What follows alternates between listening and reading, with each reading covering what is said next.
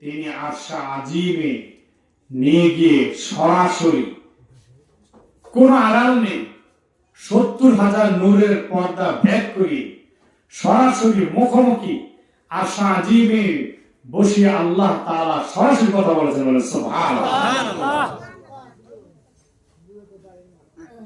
আল্লাহ নবী সাল্লাল্লাহু আলাইহি ওয়াসাল্লাম তিনি এই জন্যই বলেছিলেন, মান রাআনি ফাকাদ রাআল হক। আল হক আল্লাহ তাআলার নাম। আল্লাহ তাআলার 99টা নাম আমরা কোরআনে পাই। 99টা নামের মধ্যে একটি নাম হচ্ছে আল হক। এই জন্য মনসুর আল্লাহ আনাল হক বলে শহীদ হয়ে গিয়েছিলেন। বলেন সুবহানাল্লাহ। আল হক আল্লাহ তাআলা না। মনসুর আল্লাহ কেন বলবে আনাল হক, আমি আল্লাহ? কারণ তিনি তার সমস্ত দেহের মধ্যে এমনকি তিনি যেদিকে তাকান সেদিকে আল্লাহকে দেখতে পেয়েছেন। বলেন সুবহানাল্লাহ। এমন পাগল হয়ে গিয়েছিলেন, আল্লাহ ওয়ালা হয়ে গিয়েছিলেন, আল্লাহর জন্য মজনু হয়ে গিয়েছিলেন, যার কারণে তিনি যেদিকে তাকাতেন সেদিকে আল্লাহকে দেখতে পেতেন। তার অঙ্গ প্রত্যঙ্গ থেকে আল্লাহর আওয়াজ আসত, যার কারণে তিনি বলতেন যে আমার হক, মনে হতো না আমি আল্লাহ। বলেন সুবহানাল্লাহ। আল্লাহ নবী দু জাহানের বাদশাহ মুহাম্মদের কান্ডারি মুহাম্মদুর রাসূলুল্লাহ সাল্লাল্লাহু আলাইহি সাল্লাম আরশে আজিম থেকে আল্লাহর সাথে মুলাকাত করে দুনিয়ার জমিনে এসে তিনি বলেছেন, মান রাআনি ফাকাদ রাআল হক। যে ব্যক্তি নাকি আমাকে দেখলো সে যেন পক্ষান্তরে আল্লাহকে দেখতে পেল। সুবহানাল্লাহ।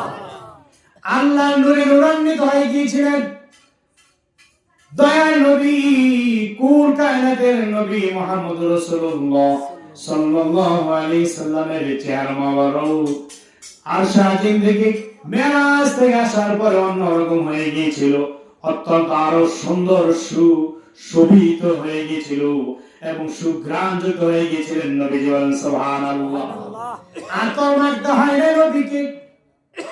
নবীজির দেহ মোবারক থেকে যখন ঘাম বের হতো ওই ঘাম মোবারক আতরের ঘ্রাণ আসতো। বলেন সুবহানাল্লাহ। আরশে আজিম দিয়ে ভ্রমণ করে আসার পরে দয়ার নবী মায়ার নবী মুহাম্মদুর রাসূলুল্লাহ সাল্লাল্লাহু আলাইহি সাল্লামের প্রস্তাব পায়খানা মোবারক থেকেও মেশকাম্বরের ঘ্রাণ আসতো। বলেন সুবহানাল্লাহ। আল্লাহ ওয়ালা হয়ে গিয়েছিলেন কারণ তিনি ফানাফিল্লাহ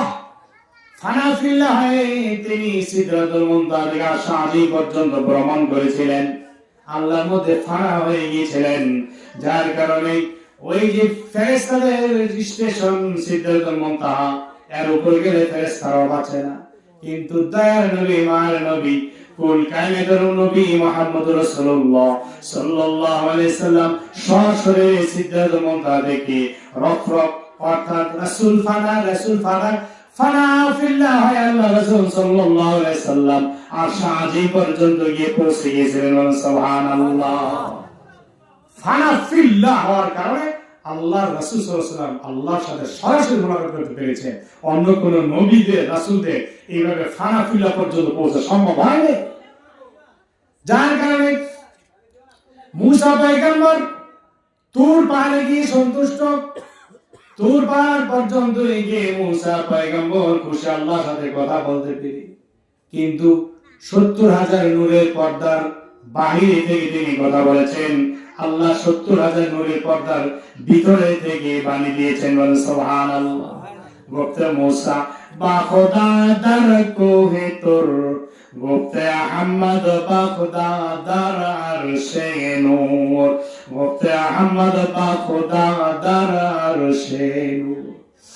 মুসা পয়গম্বর দূর পাহাড় পর্যন্ত গিয়ে আল্লাহ রাব্বুল আলামিনের সাথে মুলাকাত করেছেন, কিন্তু আমার নবী, আপনার নবী, ফেরেশতাদের নবী, জিনদের নবী, মানব দানবের নবী, কুল কায়নাতের নবী, আল্লাহ তাআলা নিজে বলেন আমার নবী। আমার নবী মুহাম্মদুর রাসূলুল্লাহ সাল্লাল্লাহু আলাইহি সাল্লাম আরশে আজিম পর্যন্ত গিয়ে সরাসরি কথা বলেছেন, যার কারণে নবীজি চেহারা, আকার, আকৃতি এবং ওনার শরীর মুবারক থেকে সুঘ্রাণ পর্যন্ত বের হয়েছিল আশা জিন্দিগি আসার পরে। এই জন্য আল্লাহ রাব্বুল আলামিন তিনি বলে দিয়েছেন কোরআনের মধ্যে সুবহানা। এটা আপনারা এই ওয়াজ শোনার পরে বলতেছে সুবহানাল্লাহ সুবহানাল্লাহ। আল্লাহ তাআলা এটা নিজেই বলে দিয়েছেন কোরআনে বনি ইসরাঈলে, সুবহানাল্লাযী ইয়াসরা বিআবদিহি লাইলাম মিনাল মাসজিদিল হারামি ইলাল মাসজিদিল আকসাল্লাযী বারাকনা হাওলাহু লিনুরিয়াহু মিন আয়াতিনা ইন্নাহু হুয়াস সামিউল বাসীর। আল্লাহ তাআলা সুবহান বলে প্রথমে শুরু করে অর্থাৎ এত আশ্চর্যজনক ঘটনা নবীদের কোন জীবনে আর ঘটে নাই। নবীদের জীবনে অনেক মুজিজা হয়েছিল, কিন্তু কোন নবীদের জীবনে এমন ঘটনা ঘটে নাই। আমাদের নবীর জীবনে এমন ঘটনা ঘটে গেল, মেরাজ নামক এমন আশ্চর্যজনক ঘটনা ঘটে গিয়েছে যে মেরাজের কাহিনী নবী পাক সাল্লাল্লাহু আলাইহি সাল্লাম সবকিছু উম্মতকেও জানান নাই, উম্মতকেও সবকিছু বলেন নাই। আপনি যদি কোন একটা ব্যবসা বাণিজ্য করেন বা কেউ যদি কোনো চাকরি করেন, এমনকি কেউ ধরেন বিদেশ থেকে এসেছে, তাই যদি জিজ্ঞেস করেন ভাই কি কাজ করতেন, কি করেছেন, সবকিছু বলে না, সবকিছু বলে না, কেমন কামাইলেন সব বলে না। এমন কিছু বলে যেটা শুনলে বাস সে সন্তুষ্ট হবে, কিন্তু আসল কথা না কাউকে বলে। এমন দেখা যায় তার স্ত্রীর কাছে শুধু সব বলে না, সে আসলে কত টাকা কামাইছে, কি কাজ করছে ইত্যাদি ইত্যাদি সব। ব্যবসা বাণিজ্য কোথায় কি করতেছে সব কিছু বিস্তারিত আপনার কাছের লোক জানে না। এমন কিছু প্রত্যেকের ব্যক্তিত্বের মধ্যে লুকায়িত থাকে, লুকিয়ে এটা রাখার অভ্যাস মানুষের। শ্রেষ্ঠ নবী দুজাহানের বাদশা উম্মতের কান্ডারি, যতটুকু উম্মতের জন্য দরকার ততটুকু তিনি প্রকাশ করছেন, আর বাকি সবটুকু রাসূলের মধ্যে লিখে দিয়েছেন। বলে সুবহানাল্লাহ। আর না হয় 500 বছরের রাস্তা এক এক আসমান পাড়ি দিতে, আর ওই আসমান তার যে আসমানের মধ্যে কি তিনি অবস্থান করলেন, প্রথম আসমান, দ্বিতীয় আসমান, তৃতীয় আসমান, এইভাবে এই এক আসমান থেকে আরেক আসমানের এই যে পুরু এবং মোটা, আসমানটার মোটা পুরু, এটাও 500 বছর রাস্তা বলছে। আর শূন্য যে জায়গাটা আছে, শূন্যটাও 500 বছর রাস্তা। তাহলে কত বছর লাগার কথা। আল্লাহ নবী সাল্লাল্লাহু আলাইহি ওয়াসাল্লামের মেরাজ আমরা দেখি হাদিসে, আল্লাহ যেটা দেখিয়েছে জাহিরিভাবে যেটা আমরা দেখি সেটা হচ্ছে তিনি এশার নামাজের পরে গিয়েছেন, ফজর নামাজের আগে বলেই তিনি আবার এই জমিনে এসে পৌঁছে গিয়েছেন। সুবহানাল্লাহ। অথচ আল্লাহ নবী সাল্লাল্লাহু আলাইহি ওয়াসাল্লামের মেরাজ হয়েছিল তরিকতের দৃষ্টিতে রিসার্চ করলে, গবেষণা করলে পাওয়া যায় 27 বছর। বলে সুবহানাল্লাহ। আর এই 27 বছর দুনিয়ার হিসাবে, আর ওটা তো হিসাবই নেই, কারণ 500 বছরের রাস্তা। এইভাবে অনেক সময় অতিবাহিত হয়ে গেছে এবং অনেক কিছু তিনি দেখেছেন, অনেক কিছু দেখেছেন, সব প্রকাশ করেন নাই। আমরা যতটুকু হজম করতে পারবো ততটুকু প্রকাশ করছে। সেই দয়াল নবী, মান নবী, আল্লাহ নবী সাল্লাল্লাহু আলাইহি সাল্লামের শান মান নিয়ে আলোচনা করা আমার জীবনে সম্ভব না, সারা জীবন যদি আলোচনা করি সম্ভব না। কোনাকাঞ্চি যদি আলোচনা করি সেটাকে শেষ করলাম। এমন কিছু আলোচনা আছে যেগুলি তিনি হযরত আবু বকর কিছু বলেছেন, হযরত ওমর ফারুক কিছু বলেছেন, মা আয়েশা সিদ্দিকা কিছু বলেছেন, এমন কিছু বলেছেন যেগুলি কেউ কিছু প্রকাশ করতে নিষেধ করেছিলেন। সাধারণত আল্লাহ নবী সাল্লাল্লাহু আলাইহি ওয়াসাল্লাম এই যে মেরাজের এতটুকু আলোচনা করতে গেলেই দেখা গেছিল ওই সময় যারা নতুন নতুন ইসলাম গ্রহণ করেছিল, মুসলমান হয়ে গেছিল, অনেকেই ইসলাম ধর্ম ছেড়ে যুদ্ধ চলে গিয়েছিল যে না এটা হতে পারে না, যে মক্কা থেকে ফিলিস্তিন, বাইতুল মুকাদ্দাস যে ফিলিস্তিন, সেখানে যেতে আসতে অন্তত 1 মাস সময় লাগে। আর সেখানে তিনি এই রাতের বেলা ওখানে তো গেছে, আমরা বলতেছেন তিনি আসমান পাড়ি দিয়ে আশা আজিম পর্যন্ত ভ্রমণ করেছে। এটা কিভাবে সম্ভব? কিছুই মাথায় ধরে না, দেমাগে ধরে না, যার কারণে অনেক নব মুসলিমরা ইসলাম হারা হয়ে গেছিল, তারা ইসলাম ধর্ম ত্যাগ করেছিল কেউ কেউ। আবার এমন মজবুত ঈমানওয়ালা ছিলেন, তাদের মধ্যে সর্বশ্রেষ্ঠ ছিলেন হযরত আবু বকর সিদ্দিক রাদিয়াল্লাহু তাআলা। তিনি নির্দ্বিধায় কোনো প্রশ্ন ছাড়াই বলছেন, ইয়া রাসূলুল্লাহ আপনি বলেছেন আপনি মেরাজে গিয়েছিলেন, সপ্ত আকাশ পাড়ি দিয়ে আবার ঘুরে আপনি এসে পৌঁছে গেছেন, আপনি সত্য বলেছেন, আপনার কথার মধ্যে বিন্দু মাত্র কোনো সন্দেহ নেই, বলেন সুবহানাল্লাহ। কেননা আসমান থেকে কোনো কথা না আসলে আপনি বলেন না, ছোটকাল থেকে দেখেছি আপনি কোনো সময় মিথ্যা কথা বলেন নাই। আপনাকে আলামিন উপাধি আমরা আরববাসী দিয়েছি। ইয়া রাসূলুল্লাহ, ইয়া হাবিবাল্লাহ, নবী গো, আপনি যা বলেছেন কোনো প্রশ্ন আমি করতে চাই না, নির্দ্বিধায় আমি বিশ্বাস করে নিলাম আপনি হক নবী, আপনি সত্য নবী, বলেন সুবহানাল্লাহ। আল্লাহ নবী ওই সময় আবু বকর রাদিয়াল্লাহু আনহুকে সাথে সাথে একটা সার্টিফিকেট দিয়ে দিলেন, আনতা সিদ্দিকুন সাদাক্তা, তুমি সবচেয়ে বড় সত্যবাদী সত্যায়নকারী আবু বকর, তোমাকে আজকে থেকে আবু বকর সিদ্দিক আকবর হিসেবে তোমাকে ঘোষণা করলাম, বলেন সুবহানাল্লাহ। বন্ধুগণ, আলোচনা করতে গেলে অনেক সময় দরকার। এই মেরাজের রজনীতে আল্লাহ নবী সাল্লাল্লাহু আলাইহি সাল্লাম তিনি এসে দুনিয়া যখন নাকি বর্ণনা দিচ্ছেন, এমন দেখাচ্ছে আবু জাহেল সহ তার যত সঙ্গী সাথী আছে তারা বলেছিল যে প্রমাণ দাও যে তুমি বাইতুল মুকাদ্দাসে গিয়েছো, বাইতুল মুকাদ্দাসে কয়টা দরজা কয়টা জানালা। আচ্ছা, আল্লাহ নবী কি দরজা জানালা বন্ধ গেছিলেন? তিনি নামাজ পড়েছেন, এখানে আল্লাহর হুকুমে নবীদেরকে নিয়ে তিনি নামাজ পড়েছেন। আল্লাহ রাসূলের উপাধি হবে ইমামুল মুরসালিন, নবী রাসূলদের ইমাম, সেই উপাধি তিনি ওখানে পেয়েছিলেন। নবী রাসূলদের ইমামতি করেছেন, নামাজ পড়েছেন, তারপর তিনি মেরাজে চলে গেছেন। সেই রাসূলকে জিজ্ঞেস করা হলো বাইতুল মুকাদ্দাসে কয়টি দরওয়াজা কয়টি জানালা। আল্লাহ নবী এবার দুটো চক্ষু বন্ধ করলেন, আল্লাহর তরফে তিনি চাইলেন, আল্লাহ এখন কাফের মুশরিকদেরকে আমি প্রমাণ দিতে চাই আমি যে আসলেই বাইতুল মুকাদ্দাসে রাতের বেলা গিয়েছিলাম। রব্বুল আলামিন, আপনি আমার সামনে বাইতুল মুকাদ্দাসকে উপস্থিত করে দেন। সাথে সাথে আল্লাহ রব্বুল আলামিন বাইতুল মুকাদ্দাসকে সামনে উপস্থিত করে দেন নাই, শুধু আল্লাহ নবীর সামনে বাইতুল মুকাদ্দাসটাকে তিনি ঘুরাই ঘুরাই দেখাইতেছেন। আল্লাহ নবী গনে গনে প্রত্যেকটা দরওয়াজা জানালার হিসাব কাফেরদেরকে দিয়ে দিচ্ছেন, বলেন সুবহানাল্লাহ। কাফেররা কিন্তু দেখেন একই জায়গায় বসা কাফের মুশরিকরা, আবার আল্লাহ নবী সাল্লাল্লাহু আলাইহি সাল্লাম তাদের সামনে বসা, কিন্তু আল্লাহ নবী বাইতুল মুকাদ্দাসে এখানে বসে দেখতেছেন, আর কাফের মুশরিকরা দেখতে পায় না। কোন কোন বর্ণনা এসেছে বাইতুল মুকাদ্দাস ফিলিস্তিনের জায়গায় ছিল। আল্লাহ তাআলা ফিলিস্তিন এবং মক্কার যে পর্দা আছে সেই পর্দা সরাই দিলেন, দূরত্ব সরাই দিলেন। সাথে সাথে বাইতুল মুকাদ্দাস যেন নবীর সামনে স্পষ্ট হয়ে গিয়েছে, সুবহানাল্লাহ। কাসান হয় নাই, সুদূরে বাইতুল মুকাদ্দাসকে আল্লাহ তাআলা ওখান থেকে আল্লাহ নবীকে দেখাই দিলেন, যে নবী সাল্লাল্লাহু আলাইহি সাল্লামের অন্তরচক্ষু সব সময় খোলা থাকতো, সব সময়। আল্লাহ নবী সাল্লাল্লাহু আলাইহি সাল্লাম তিনি নবুয়ত পেয়েছেন 40 বছর বয়স হওয়ার পরে তিনি নবুয়তের দায়িত্ব পেয়েছেন। নবী তো তিনি এই দুনিয়া আসার আগে, আল্লাহ নবী সাল্লাল্লাহু আলাইহি সাল্লাম আদম আলাইহিস সালাম যখন পানি এবং মাটি, আনা নাবিয়ুন ওয়া আদম বাইনাল মাই ওয়াত তিন, আদম যখন পানি এবং মাটির মধ্যে গড়াগড়ি খায় অর্থাৎ মিশ্রিত, ওই সময় আমি নবী, আল্লাহ নবী নিজেই বলেছেন।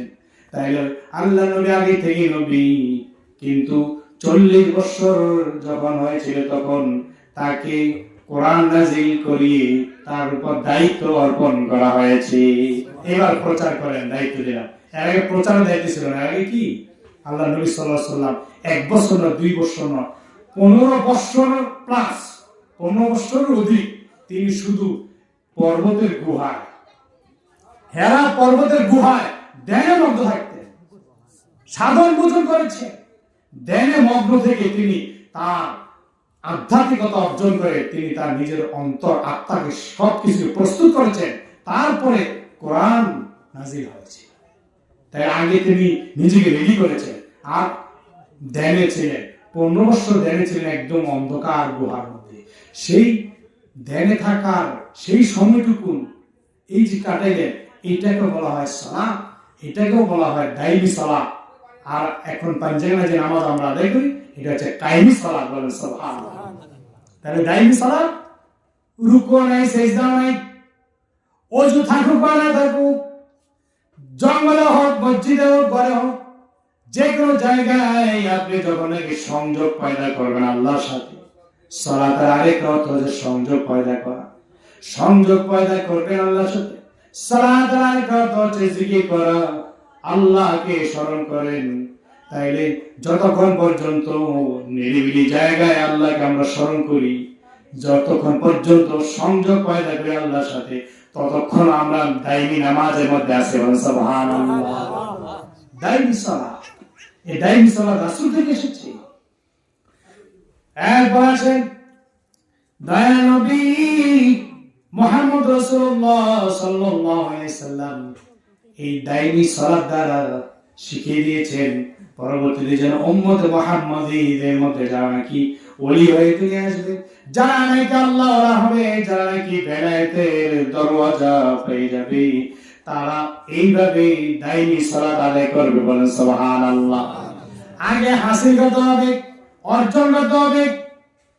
আমরা জানি যত আল্লাহর ওলিরা এই পৃথিবীর মধ্যে এসেছেন এবং এখনো যারা আছেন, যারা দুনিয়া থেকে পর্দা করেছেন এবং এখনো যারা আছেন, তারা নিরিবিলি গোপনে অন্ধকারে এখনো তারা সাধন ভোজন করে, এখনো তারা ধ্যানে মগ্ন থাকে। অনেক সময় কাটান ধ্যানের মধ্যে।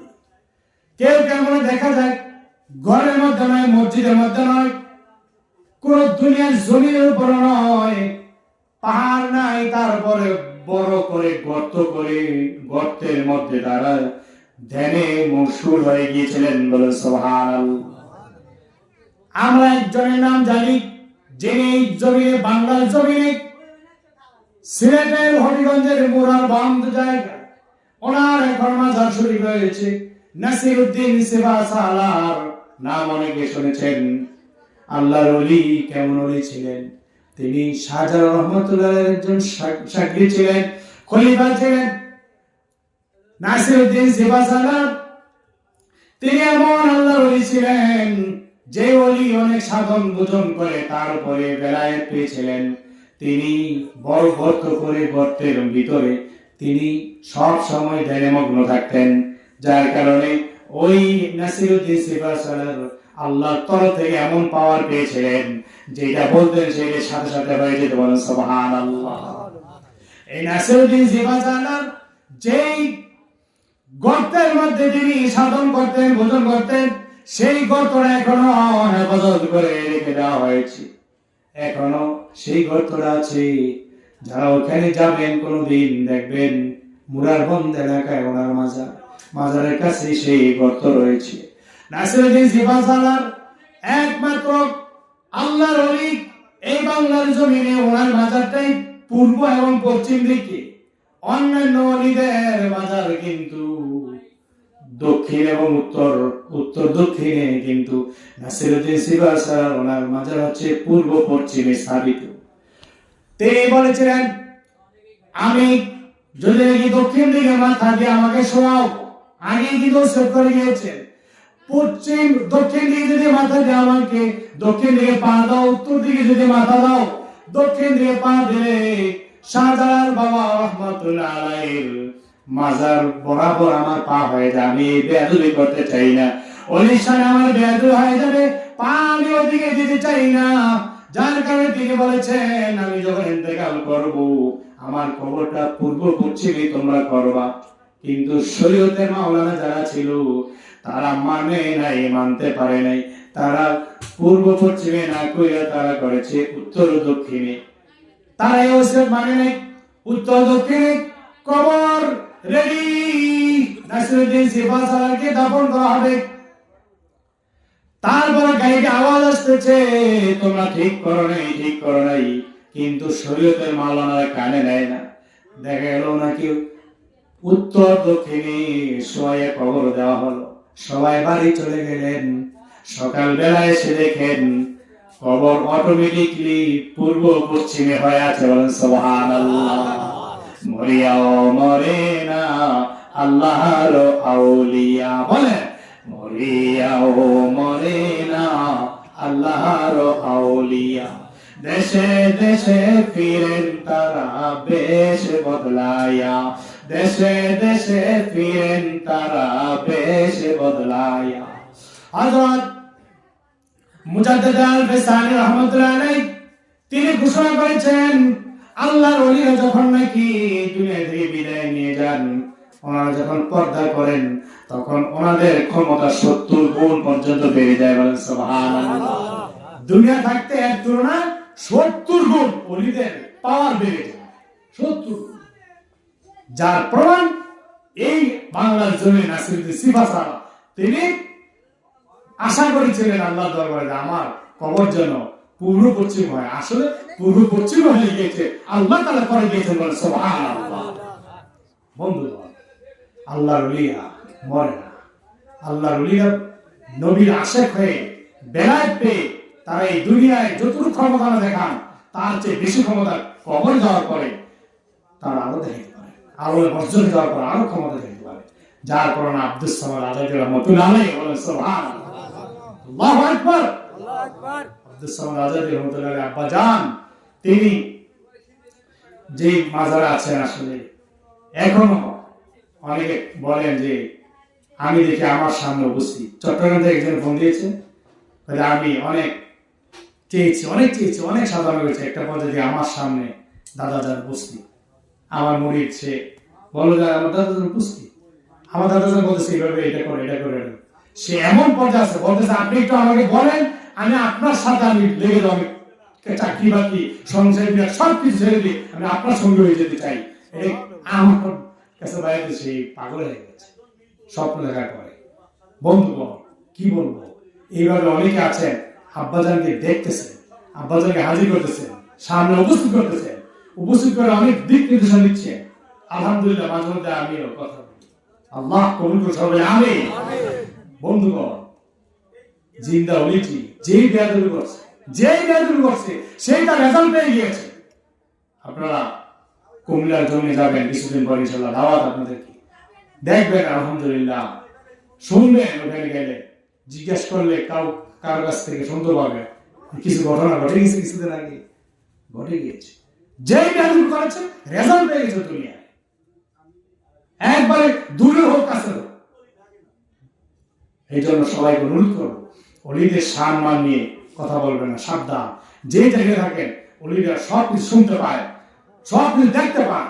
আল্লাহ তাআলা তাদের পাওয়ার 70 গুণ পর্যন্ত বাড়িয়ে দিয়েছেন, বলেন সুবহানাল্লাহ। সেই ওলির দরবারে মাহফিল আসতেছে, দরবারের সে আজিম শান নুরানি মাহফিল। আমি এখানে পোস্টার নিয়ে এসেছি, আপনারা ইনশাআল্লাহ এই পোস্টার অনেকেই ফেসবুকে ইউটিউবে বিভিন্ন জায়গায় আপনারা পেয়ে গিয়েছেন। এই পোস্টারে আমি আনকমন নাম দিয়েছি,